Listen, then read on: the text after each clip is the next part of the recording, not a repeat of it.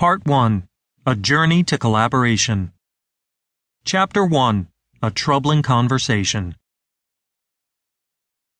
It was the worst shareholder meeting I've endured in years. The worst. Everybody could see the numbers plain and clear.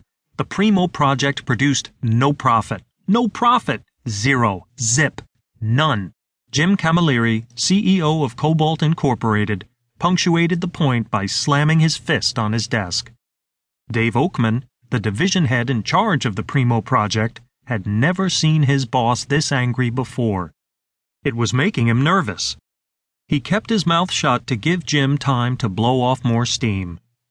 The whole point of this project was to put some distance between Cobalt and our competition.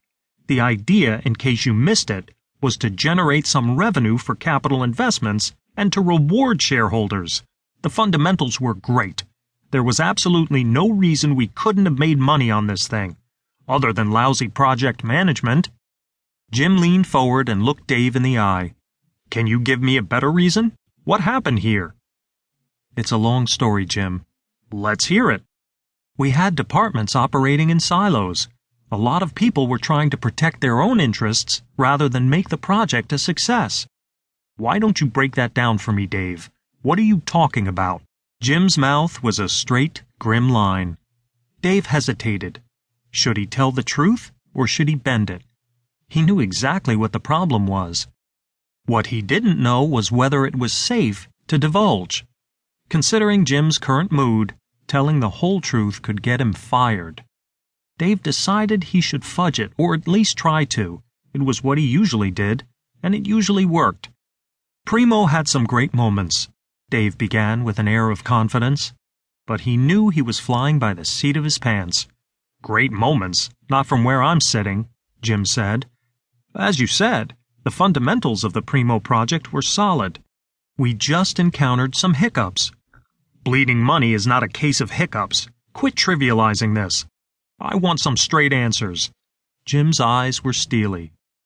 Dave recognized that fudging was not going to work this time. He had to come clean.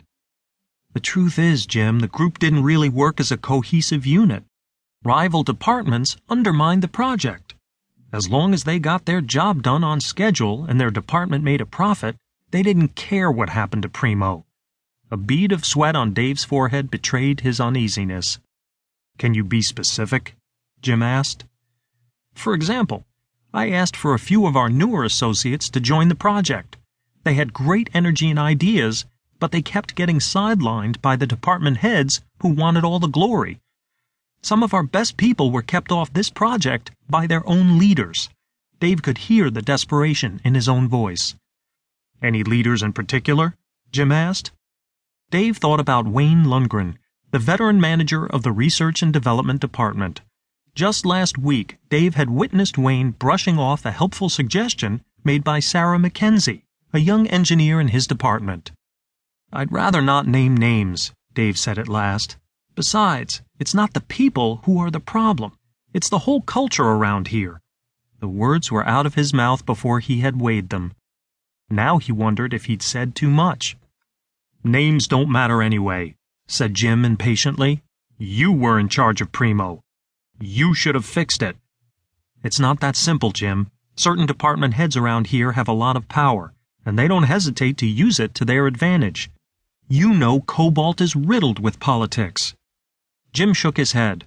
Politics is a way of life. It's part of the environment we live in. I expect my top managers to know how to navigate through the obstacles, and that includes you. He's not getting it, thought Dave. Doing his best to keep the defensiveness out of his voice, he said, Jim, I'm telling you about a problem that's beyond my scope to manage. This is about Cobalt. The company is made up of all kinds of self-serving silos.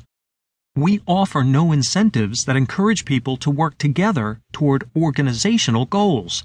Managers get promotions and bonuses based on their own individual success and the success of their siloed groups, regardless of the success of the projects they work on or the company as a whole. There, he'd said it. He caught his breath, feeling relief and fear at the same time.